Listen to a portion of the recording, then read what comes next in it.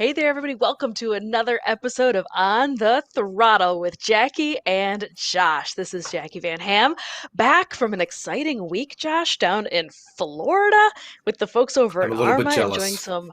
enjoying some vintage motorcycle racing. It was a heck of a good time. I got to tell you, it was, I really was not real excited about leaving that 75-degree weather and coming back north. I get the whole snowbird thing now, I've got to say.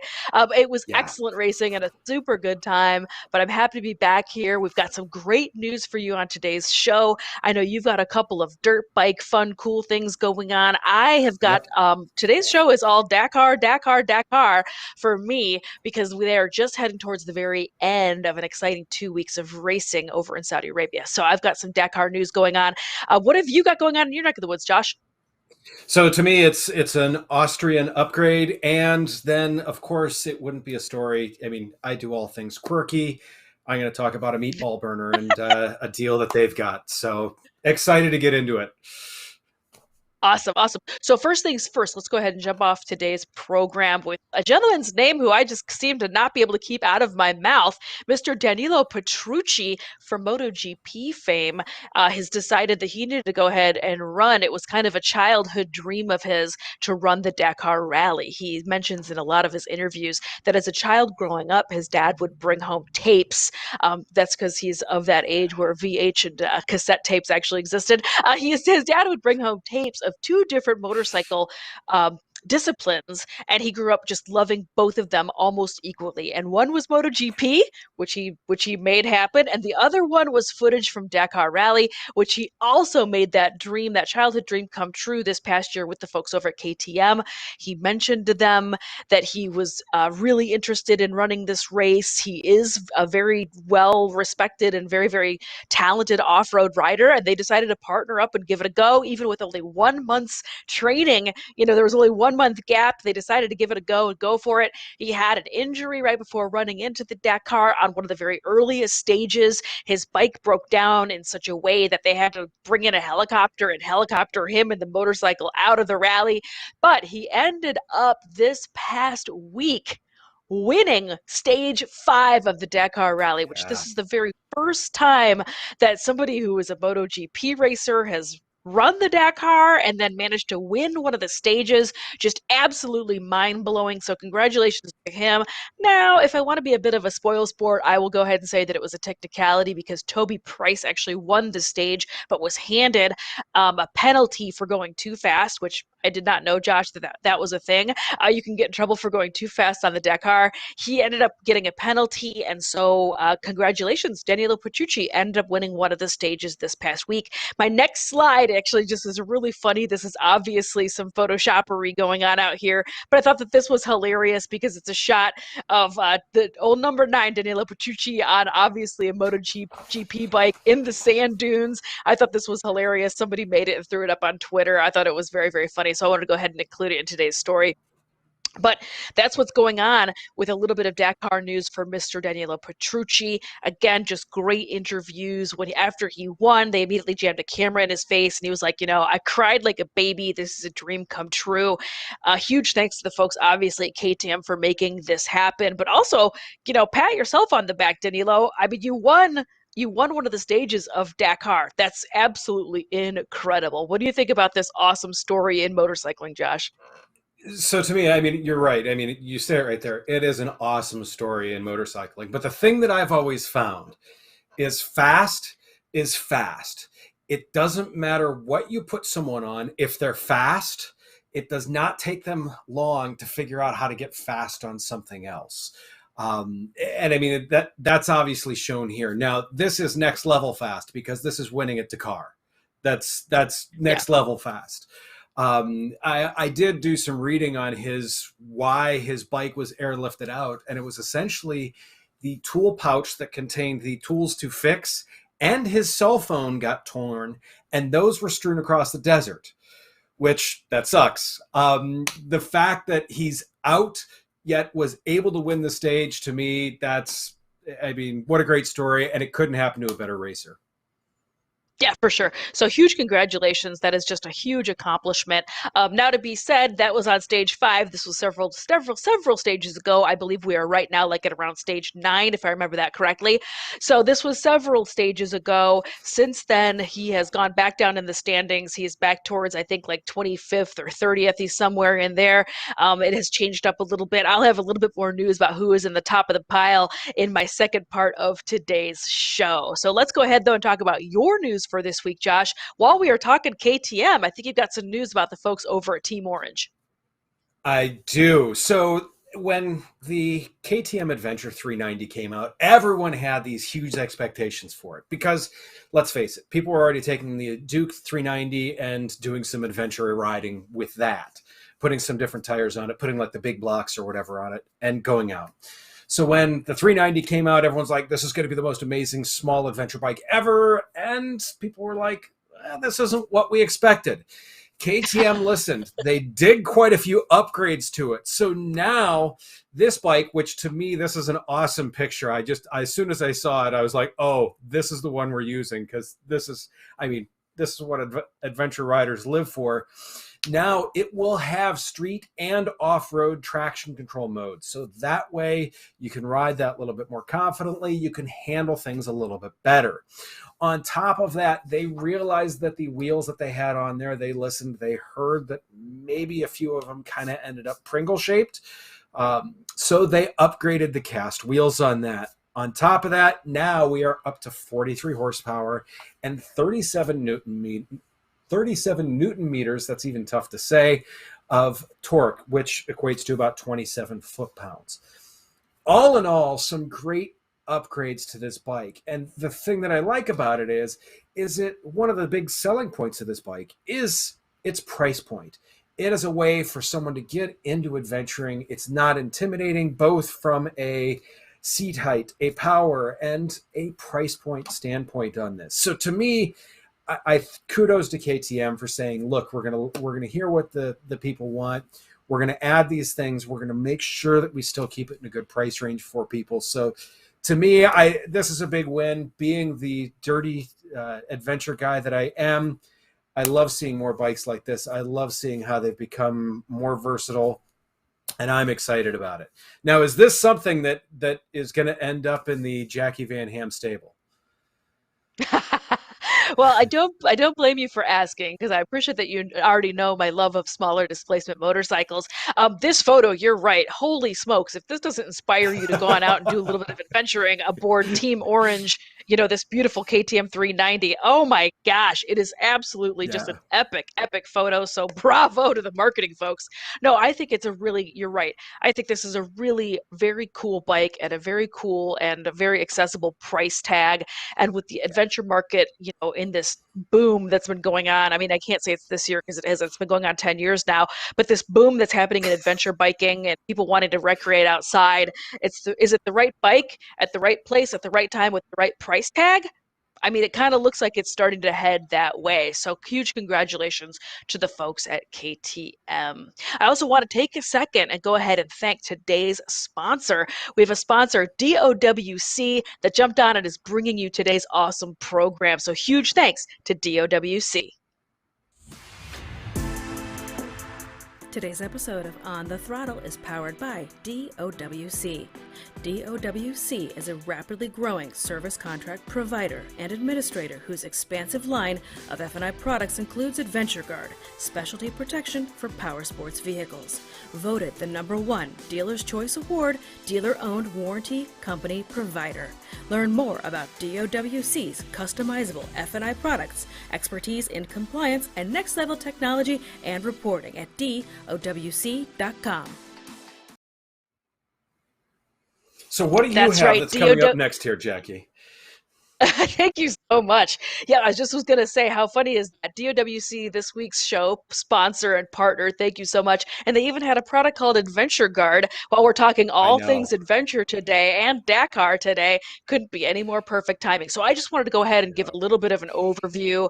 The Dakar is one of my most favorite motorcycle events, and just power sports and automotive and motorsport events in general.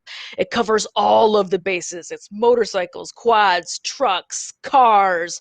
And they have the Dakar Classic, which are older vehicles of all sorts of types. They've got a Citroen that's running. They've got a couple of Porsches that are running. I mean, just hilarious. Anyway, I love it. The stories that come out of this extreme sport every single year are always amazing. But I just wanted to touch on a couple of the motorcycling highlights as well. For this year already, like I mentioned, Danilo Petrucci putting on this amazing effort out there, absolutely incredible. But I wanted to touch on Team Gas Gas, who has been doing a heck of a job out there. Gas Gas has two incredible riders, but unfortunately, one of the riders had a pretty catastrophic injury. I believe he broke his elbow and is out of the race. That would be Sanders, is already out, but not to be outdone, his teammate as Sam Sunderland is doing very, very well for Team Gas Gas out there. There's a great picture of him on your screen right now. So the folks at Gas Gas are doing really well. Yamaha's Adrian Van Beveren is also doing very well this season. Another piece of news that has been burning down the internet absolutely is a racer from South Africa named De Villiers, I believe is how you say his last name. He is racing for Toyota. During one of these stages, he had not one, but two incidents of running into motorcycles out there and has had several penalties put on him. He tried to put in and argue that they were not fair penalties, and they actually did get lifted, but it was burning down the internet because there's footage, there's body cameras on everybody, there's car cameras on everybody to make sure that they have all the footage in case there's an accident, in case something happens, or it's just like really epic footage, because it always is. But there's this video that's been going around of him running over these two motorcyclists. It's been all over the internet. Anyway, so there's just been no shortage of drama going on the Dakar Rally this year. Last but not least, I just wanted to go ahead and also give you the standings for right now. The standings as it is for right this second, it is going to be, let's see here, in the general rankings. There we go. That's what I was looking for. Matthias Wagner is in 1, who's aboard the Red Bull KTM factory effort, which also is going to be the Toby Price, who's super, super well known out here. But it's Matthias Wagner in 1, Sam Sunderland, who I just mentioned for Team Gas Gas, currently in 2, Adrian Van Beveren in 3rd. And then as we go further down the list, we do have Toby Price again for Red Bull KTM in 9, and then Ricky Brayback from the US is in 10th. And that's what's been going on this past week at Dakar. For more information, make sure you go head over to the Google machine. There's all sorts of great footage and stuff going on. Josh, have you been following up on the Dakar Rally this year? You know what? I haven't as much as I would have liked to. Now, there's a few that I've kept track of. One of the areas that I've also looked at some is some of the UTV classes. Because those things, when you realize that even just a few years ago, they weren't even considered to be able to run. And now the level that those vehicles run at, and there's one, it's Cristina Gutierrez. She is a Spanish rally driver. Entertaining, and just unbelievably fast. And when you see what these people do in these UTVs, it is absolute insanity. Plus, the other thing is whenever, I hate to say it, but the spectacular crashes that those have, because they're such a small vehicle and short wheelbase. When they crash big. So it's always entertaining to watch them. And once again, like you said, the drama that's throughout this entire Dakar is always primo. Yeah, it's always intense. And just to touch on one last story that just really cracked me up, Danilo Petrucci, when he was winning that stage 5, I guess he came up and over a sand dune and almost ran over this pack of camels that was in the middle of the road. And his quote from it was, he was like making such good time and such good pace. And I think his quote was something along the lines of like, I really wanted to kill those camels. And then I realized like how beloved and important camels are in this country, and that he would be in huge trouble if heaven forbid he actually hurt one of the camels.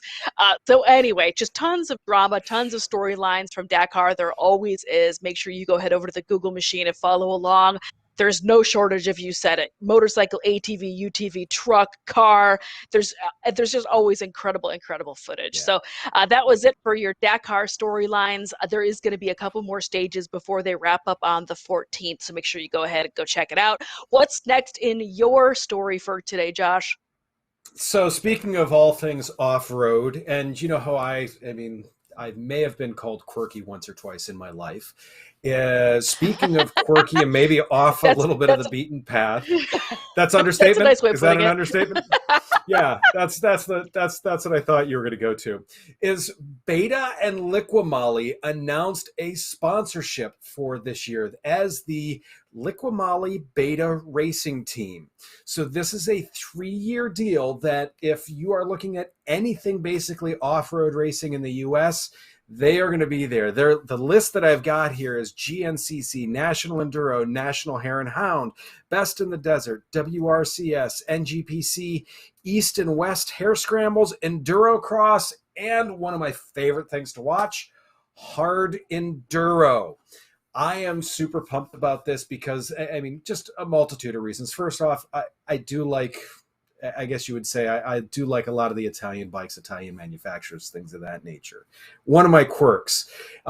Nonetheless, to see them even a little bit more heavily involved in this year is great. To have a sponsor on like Liqui is awesome for them. Kudos to them. But next up, if you look at the shirts that they are going to have here, their team shirts, I saw these things, and we've got it as our next slide here. Look at this shirt. I want one. That shirt is just absolutely amazing.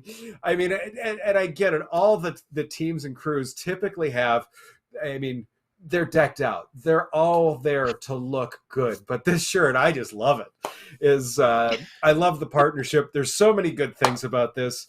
And to see the sponsorship working together like this to bring them forward, I'm really excited about it. Now, do you want one of these, Jackie, or are you gonna stick with your wardrobe? Well, Josh, who knew you were such a fashionista? First of all, Oh, I never totally. would have guessed Yeah. that from you. But secondly, I don't blame you. Beta, it makes a beautiful motorcycle, whether you're talking 2-stroke or 4-stroke. They do both. They do it really well. They're beautifully designed bikes. I mean, again, I expect nothing less from an Italian company. You nailed it. But it's really neat to see them jumping in a bigger way in an American off-road race series, and not just one series, but what did you nail? Like a dozen different series all across the United States. So them having that kind of representation in the United States, that is a huge, big deal, considering, they still are a pretty niche brand. They still are definitely a boutique type brand. They only have a handful of dealerships here in the United States, even though they do make exceptional bikes, I feel like. But this is their foot in the door to a much, hopefully, bigger presence here in the United States. So I am super happy for them. That is a great partnership, and I'm really excited to see what comes of it. So that's really, really good news for the folks at Beta, really good news for the folks at Liqui, and makes for some more exciting racing going on at the club level, because as you said, it's already GNCC, National Hare and Hound, National Enduro, all sorts of great kind of club level racing going on. I think that's a really, really good, cool, neat thing. I love seeing more different and varied manufacturers getting into any type of racing going on here in the US. So bravo to them. One of the things that I love about this too, and I've always kind of realized why I like some of the European and Italian manufacturers, is you get some of the other manufacturers that make just wonderfully designed and wonderfully created motorcycles and things of that nature. When it comes to stuff like the Italians, be it Beta, be it Aprilia, be it Ducati, they are designed to do things brilliantly well, but everything, there's compromises. There's a compromise in everything. So that gives them their quirks, and mainly that gives them their soul. And when you look at some of the bikes that Beta has, they have a soul to them, and it's a different riding experience and stuff like that. So yeah, kudos to them. Glad to see them dipping, let's not even say a toe, it's probably the whole foot in with this, with Liqui, and I'm excited to see what happens in those series this year. It's going to be a lot to watch, though. Yeah, that sounds really exciting for them. That's a really neat, cool thing. So that's going to be just about it for today's program. Thank you so much for tuning in. We will be back next week. Speaking of next week, Josh, a whole bunch of us are packing up and headed out to Las Vegas for the an annual motorcycling program out there, a big show called AIM Expo. This year it is just a Just a B2B, little business to bit. business, a dealer to dealer show. But we will be having footage and interviews and all sorts of cool stuff from there. I know I will be going there with some of the other team here from Motorcycle and Power Sports News, and we'll be bringing you updates from the road. You are not going to want to miss it out there. So make sure no matter where you are watching, whether it's here on Facebook or here on YouTube, make sure to go ahead, hit that subscribe and notifications on button. You're not going to want to miss it. Next week's show is going to be brought to you from me out in Las Vegas. We'll have more exciting stories for you here in Power Sports. Thank you so much for tuning in, everybody. We'll see you next week.